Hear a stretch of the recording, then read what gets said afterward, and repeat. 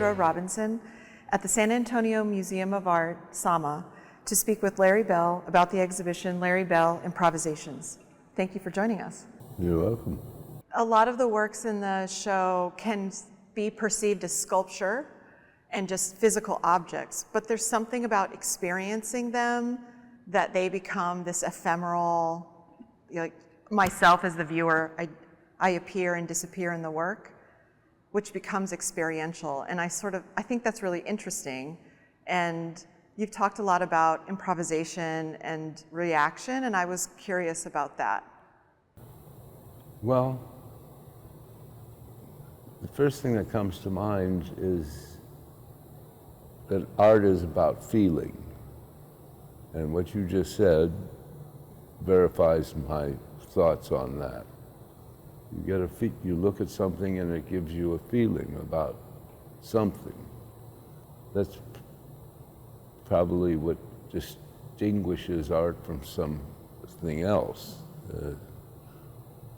It has some kind of a weighted meaning that makes a connection with people. In the process of executing evidence of an attempt to reach people, each of these examples, in my mind, are pieces of evidence of that activity, and nothing more. Do you feel like when we are seeing the pieces that it's evidence of you, the artist, or evidence of like me, the viewer? Well, I think it's evidence of some kind of activity that has taken place. Some energy has been imparted into something, and whether it's perceived as energy or a feeling or prompts a dialogue or trips you, that's what it is. Yeah, I like that. I was curious, so when you have additional color on the boxes or on the sheets of glass, is the film that you're adhering to the glass colored, or is there another element that you're introducing in the process? All the glass is clear. Yeah. Some of the glass is laminated in that two pieces of clear glass are held together by a film of something that has a color to it. The large cubes are that. Okay. And yellow, green, and a pink kind of color. So we have a color trapped in between two pieces of clear material. Okay. And then I take that material and deposit very thin gradient films of a neutral metal onto the inside and the outside, whatever that happens to be. And so that there's a transition from reflectivity to transparent. Yeah. And I just like looking at that. Yeah, I do too. That's why I do it. Do you always know how it will look? I never know. You never know. No, this is all tripping and bumping into things. That's, eventually you think you know what you're doing. Eventually. Yeah. That's when it's time to do something else. I've heard you also talk about like trusting yourself, and also like improvisation. Well, I think I've said that earlier, but improvisation, and the title of the show is just that. But the process of trusting yourself while you make, because you kind of don't know what's coming. Well, I think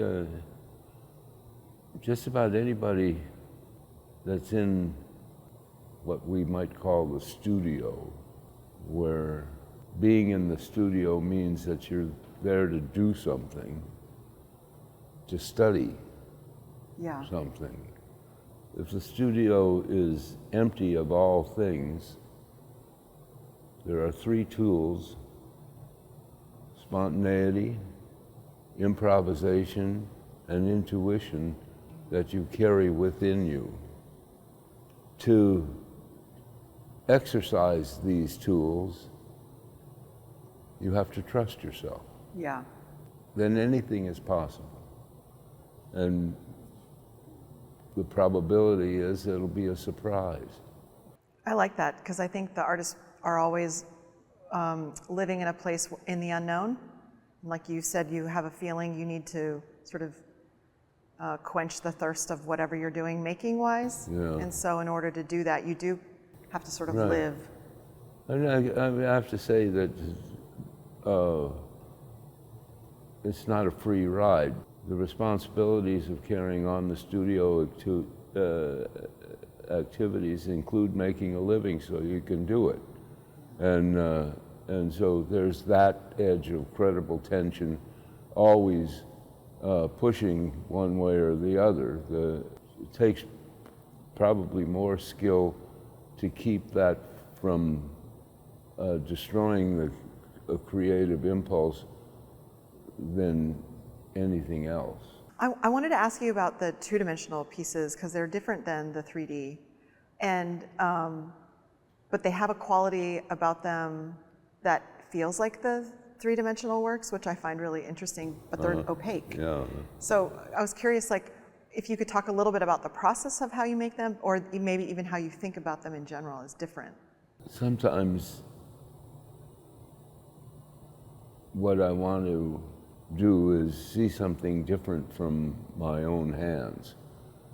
That motivates me to try and use the materials that I have at hand and explore something different than what I was trying to explore before. Yeah.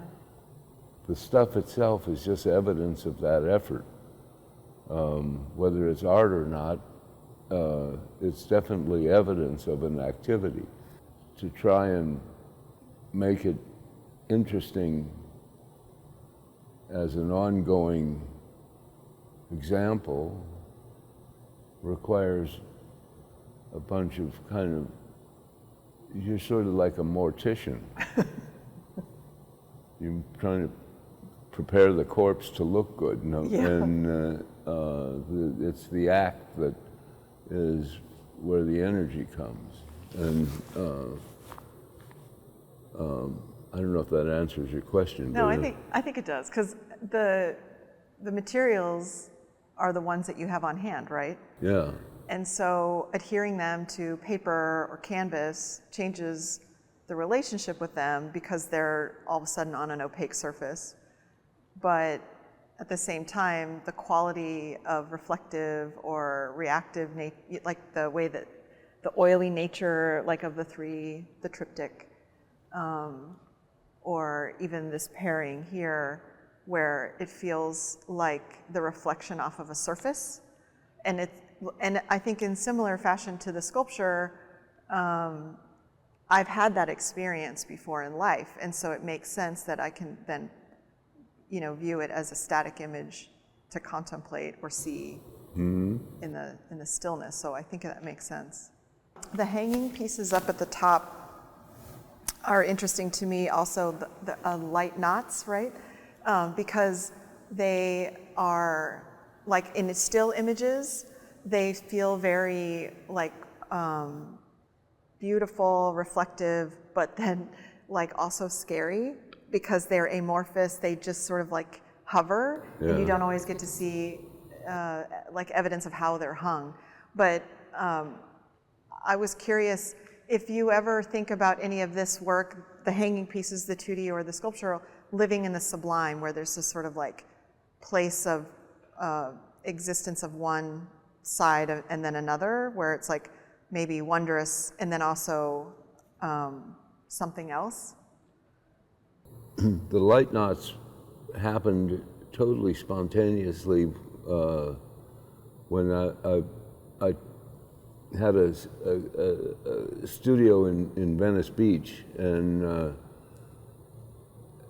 somebody opened a little gallery across the street from my studio and asked me if I would put something in their first show. Okay.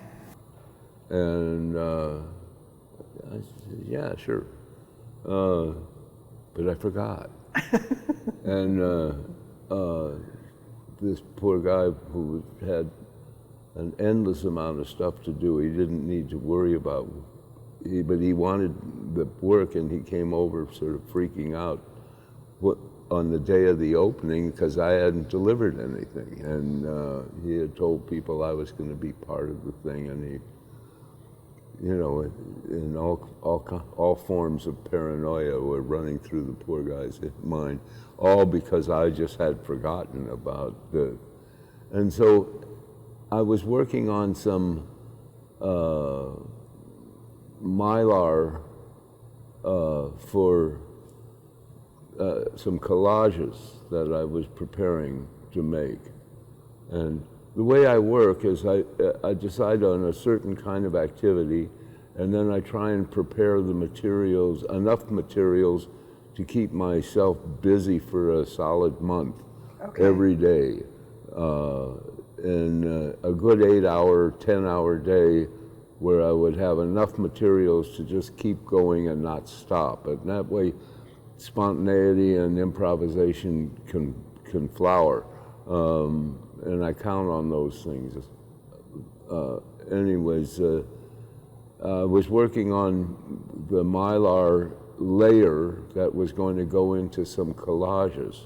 If you look at the triptych over here, imagine that sheet of paper being a piece of mylar. And me taking something very similar to an X-Acto knife and cutting lines in that mylar. That's what the light knots are. Okay. And when you open up the plane by cutting through it, it's possible to tie that, take a corner and slip it through someplace that you cut, and let the weight of the material fall into a form where it won't change. Yeah. That's what the light knots are.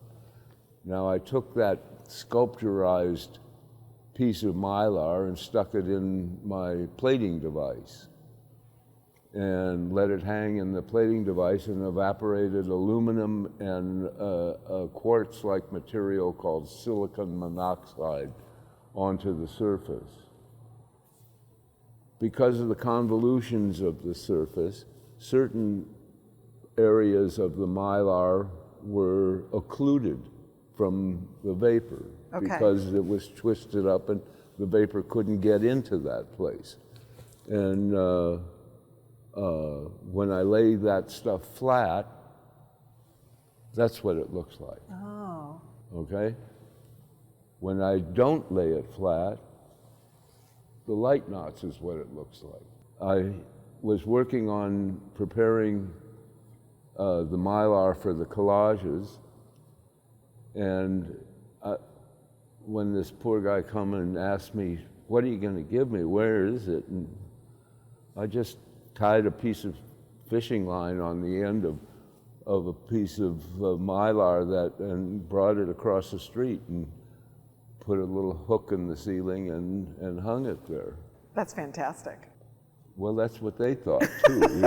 and it just worked. And it did something else. It turned real slow depending on the air currents and stuff like that. And so the light was rippling across it and doing all the things that these things do. And in that instant of obsession, I created a whole another thing to play with. And instead of using the parts for collage, I started just letting them hang in from the ceiling and eliminated all other uses of, and that instead of having a month's worth of materials, I was just making pieces, and they were what they were. They were that, there was no preparation. All I needed was a string to hang it from the ceiling. Yeah. And that was the end of it. Well, okay, so the one thing I did want to talk about while we're here is this piece here, The Dilemma of Griffin's Cat. So you were commissioned by Sama to create this piece, or Sama to create this piece for its inaugural opening. And so it's finally out on view after a few decades of being housed away safely. Yeah, it looks great. It looks great. And so I was curious, how do you think about seeing something you haven't seen in a really long while? Well, when they come out of the closet looking like this, you feel pretty good. Yeah. And not just because of how it looks, but how it was cared for while it was in the closet. There are things about it that I still like to play with. One is the vertical thrust. All the weight, the piece is at complete rest.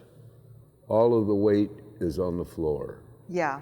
There's no stress to anything. That's something that I aspire to do in my other sculptures. And they balance in their own weight as long as they're at 90 degrees to the surface. Yeah. That kind of covers the basis for me as far as sculpture is concerned. That and the light knots, which are just the opposite. Yeah. They sort of flutter away. I was curious one thing I've noticed about the works that in the nature of the figure, myself, the viewer, disappearing and reappearing, and I've read that when you were using your tank in your studio, there's something about the physicality of it that you have to be able to like lift the pieces and put them in and bring them out. Well, when I first started, yeah, the scale of the parts had to relate to my body. How wide a piece could be couldn't exceed this, or to be bigger than I could jump and touch. Yeah. Or the parts could not weigh more than I could grunt it a little bit off the floor. Yeah. And they had to fit in the system, and the vacuum system, the coder, was designed for nothing bigger than what I just described. Right, okay.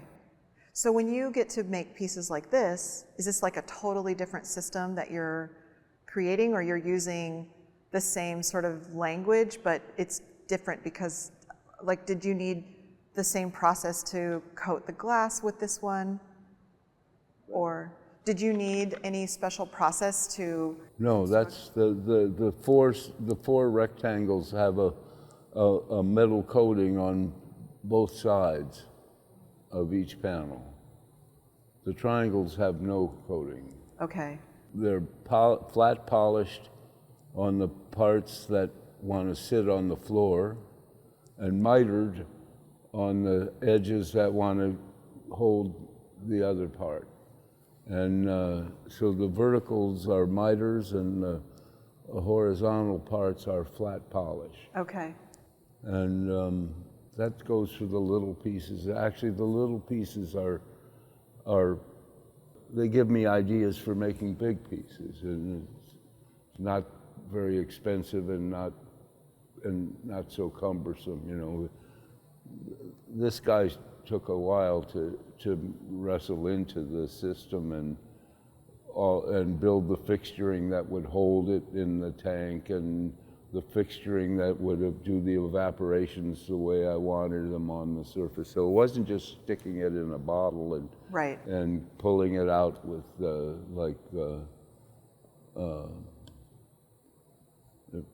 there was a lot of preparation and a lot of what I call credible tension in trying to not chip it, you know. Yeah. Because the parts are heavy and danger lurks everywhere with a piece of glass. Right. You know? So. I like the scale of it, because even though it's the largest in the show, it feels like the scale of the human, even still. And I think that's a really interesting thing because the other ones definitely feel like of the scale of the body. And I just think that's a nice sort of juxtaposition, even though it's larger. Yeah. When I made it and set it up in my studio, my daughter was 6 at the time she came into the studio, and she walked inside.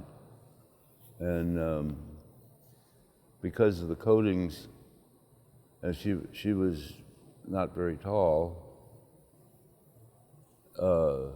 looking at her through the glass, all I really could see were her dark eyes. And kind of disappeared. What? The rest of her was sort of disappeared. Yeah, Yeah. disappeared. And it reminded me of a passage from an H.G. Wells story called The Invisible Man, where before Griffin, who was a physics student and who had come up with the concept of making a certain chemical potent that would, if you ingested it, light would pass through the tissue of your body, and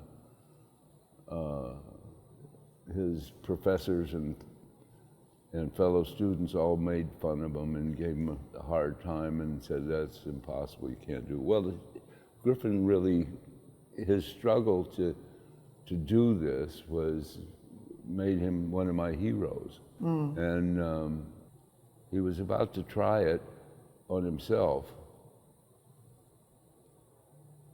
but he decided to see what would happen if he gave it to his landlady's cat. Made the cat invisible except for the pupils of his eyes. And when my daughter ran inside, it reminded me at that instant of the passage from the Wells story. Yeah. And that's where the title comes from. That's nice. I love that. And ironically, that composition to the far right on the wall, there's a picture of a cat in there. Oh, really? Yes, if you go right to the place with your eye where those two dark line and the white line come together, you'll find a cat looking at the sculpture. Okay, I'll go check it out. Well, thank you so much for your time. No, I you're really welcome. appreciate it. Good, you're welcome. Thank you.